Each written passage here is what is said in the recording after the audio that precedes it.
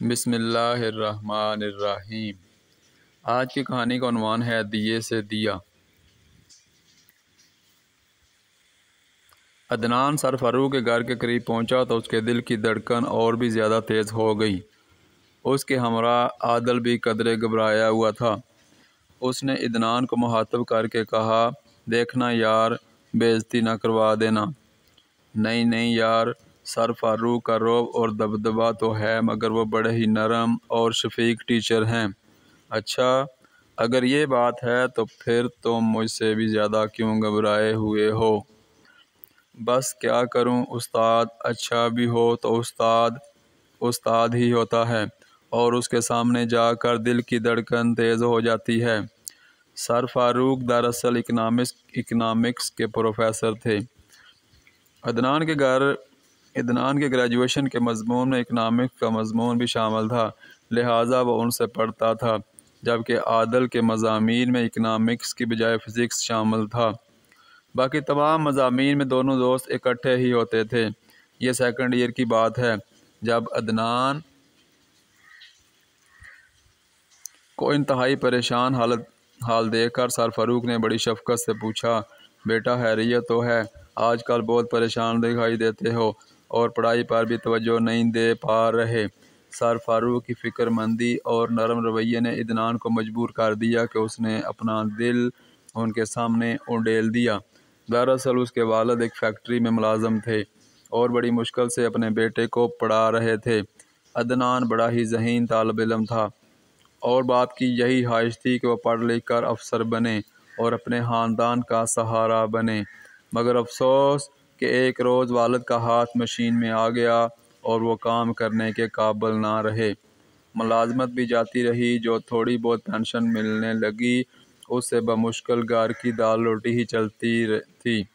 جب سر فاروق نے عدنان کی کہانی سنی تو خود بھی پریشان ہو گئے اور کہنے لگے، بیٹا فکر نہ کرو، میں کچھ کرتا ہوں، اور ہاں، اگر شام کو 1-2 ٹیوشنز پڑھانے کے لیے تیار ہو تو میں تمہارا رابطہ ان والدین سے کروا دیتا ہوں جو اپنے بچوں کے لیے ہوم ٹیوشن چاہ رہے ہیں۔ سر، میں آپ کا احسان کبھی نہیں بھولوں گا، میں ٹیوشنز پڑھانے کے لیے تیار ہوں۔ نہیں بیٹا، احسان والی کیا بات ہے؟ سر فاروق نے اسی ماہ عدنان کی فیس کے لیے بھی اسے پیسے دے دیے۔ اگلے ہفتے ہی عدنان کو ایک ٹیوشن بھی مل گئی۔ ہر ماہ سر فاروق نے عدنان کو اس کی فیس کے لیے 1000 روپے بھی دینا شروع کر دیے، اور اب گریجویشن تک یہ سلسلہ چل رہا تھا، کیونکہ وہ عدنان کی ذہانت اور قابلیت سے واقف تھے اور چاہتے تھے کہ وہ ضرور کسی اعلیٰ مقام تک پہنچے۔ عدنان اکثر سر کو کہتا، سر میں آپ کا یہ احسان کس طرح سے چکا پاؤں گا؟ اور سر فاروق ہمیشہ جواب دیتے، بیٹا، مجھے مزید پیسوں کی ضرورت نہیں، جتنے ملتے ہیں وہی میری اور میری بیوی کی ضرورت سے بڑھ کر ہیں۔ ہاں، اگر اس احسان کا بدلہ چکانا چاہتے ہو تو بس دھیان سے پڑھتے رہو۔ سر فاروق کی ایک ہی بیٹی تھی اور اس کی ذمہ داری سے سبکدوش ہو جانے کے بعد وہ اور ان کی اہلیہ ہی تھیں، چنانچہ دونوں کے اتنے زیادہ ذاتی اخراجات نہ تھے۔ عدنان کو اچھا تو نہیں لگ رہا تھا، مگر عادل جس صورتحال سے دوچار تھا وہ عدنان سے مختلف نہ تھی۔ عادل کے ابو کو اچانک دل کا دورہ پڑ گیا اور وہ اس قدر شدید تھا کہ ہسپتال پہنچنے سے پہلے ہی وہ اپنے حلقے حقیقی سے جا ملے۔ عادل اور اس کے خاندان کا بھی یہ عالم تھا کہ گویا ان پر پہاڑ ٹوٹ پڑا ہے۔ اس کے حالات کا سن کر عدنان کو ایک ہی بات سمجھ میں آئی کہ وہ عادل کو سر فاروق سے ملوائے، کم از کم ان کی حوصلہ افزائی والی باتیں عادل کو تقویت دیں گی۔ دراصل عدنان کی مانند عادل بھی پڑھائی کو خیر بات کہہ کر ملازمت کرنے کا سوچ رہا تھا، تاہم عدنان نے اس سے کہا، یار، پڑھائی چھوڑنے سے پہلے اچھا ہے کہ سر فاروق سے مل لو، وہ ضرور تمہاری رہنمائی کریں گے اور بہتر مشورہ دیں گے۔ اسی خیال کے پیش نظر آج شام عدنان عادل کو اپنے ہمراہ لیے سر فاروق کے گھر پہنچ چکا تھا۔ دروازے کی گھنٹی بجانے پر خود ہی پروفیسر صاحب گیٹ کھولنے آئے۔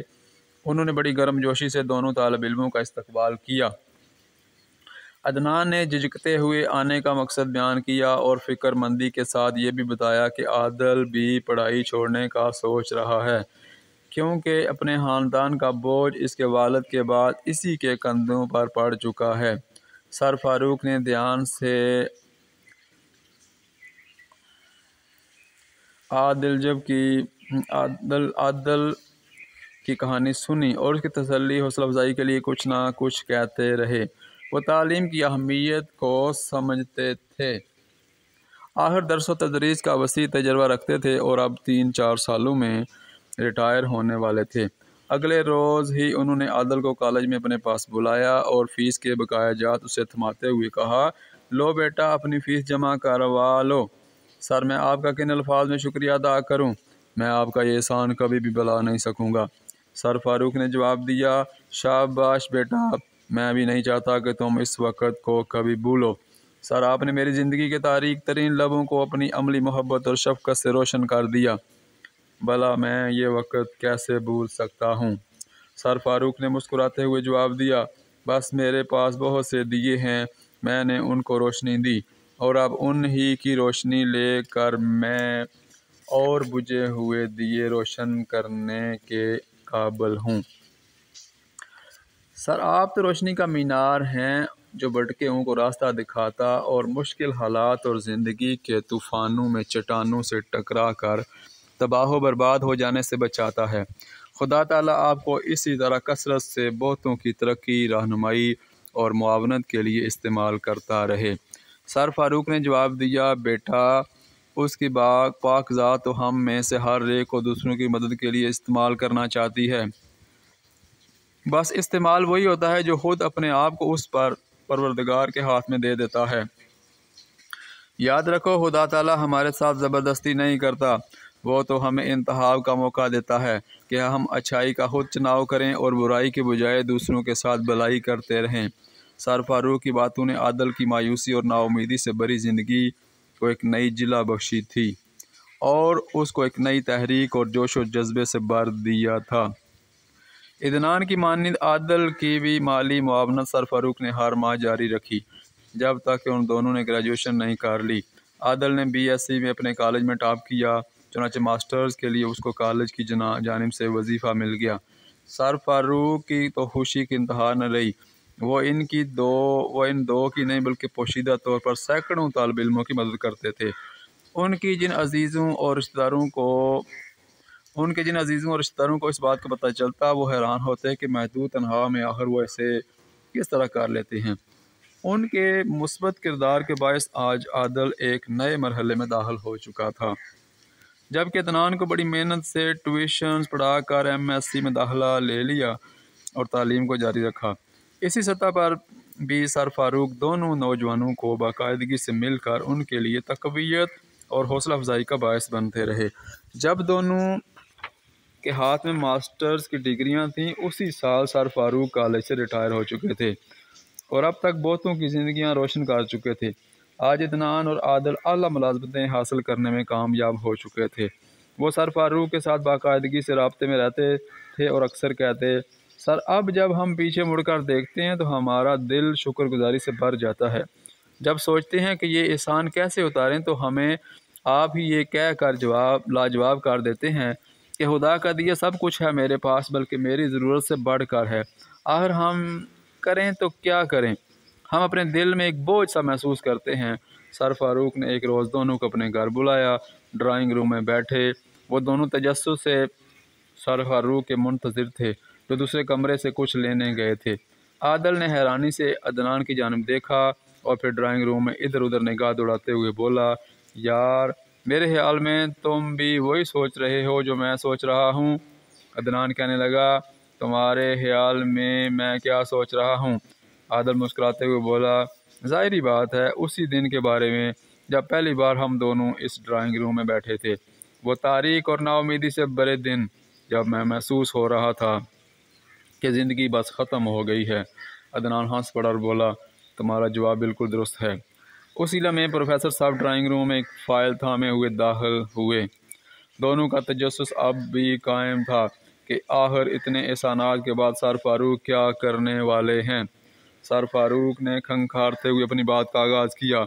मुझे तुम दोनों पर फख्र है और आज मैं तुम्हें मौका दे रहा हूँ कि तुम अपने दिल का बोझ हल्का कर सको। दोनों के चेहरों पर खुशी के आसार नुमायां हो गए।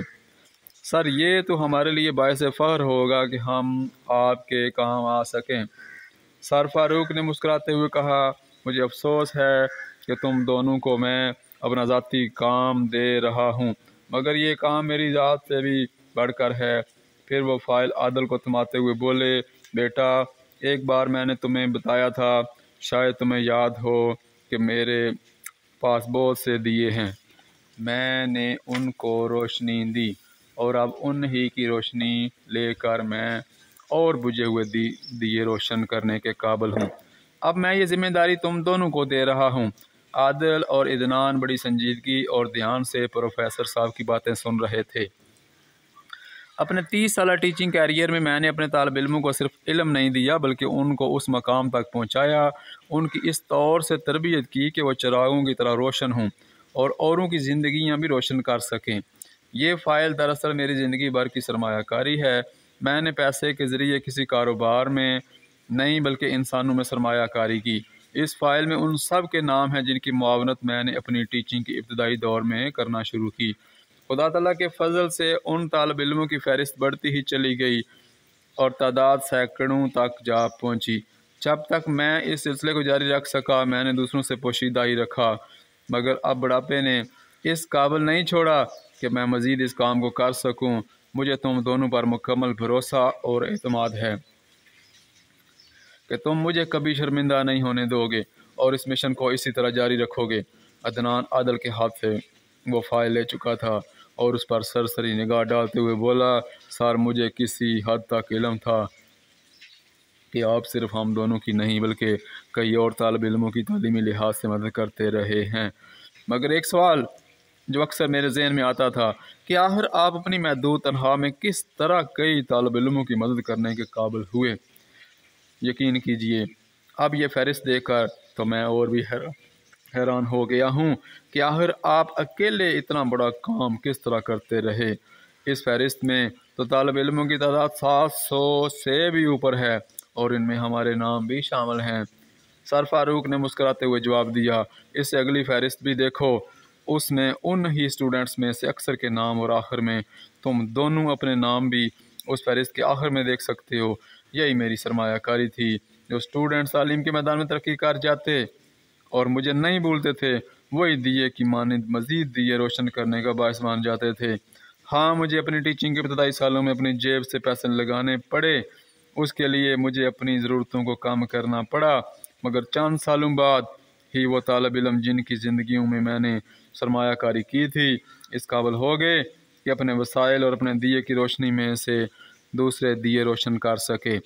बुझा हुआ दिया ना तो खुद रोशनी पैदा करता है और ना ही उसकी मदद से दिए जलाए जा सकते हैं, लेकिन अगर सिर्फ एक दिया रोशन हो जाए तो उसकी लौ से जितने मर्जी बुझे हुए दिए रोशन कर लो, और जितने दिए रोशन होते जाएंगे उतना ही तारीकी का जोर टूटता जाएगा। मैं तो वो पहला दिया था जिसने किसी एक दिए को मुनव्वर किया, और फिर 30 सालों में मैंने दिए से ही एक और दिया रोशन कर दिया। अब मुझे फ़ख्र है कि तुम भी ऐसे ही रोशन दिए बन चुके हो, जो दूसरों की तारीख दुनिया को रोशन कर सकते हो, बुझे हुए दियों को रोशन कर सकते हो। मैं चाहूँगा कि इस फाइल में जिन जिन के नाम और फ़ोन नंबर्स हैं उनसे राब्ते में रहो। वह इस काम के लिए तुम्हारी माली मदद करते रहेंगे।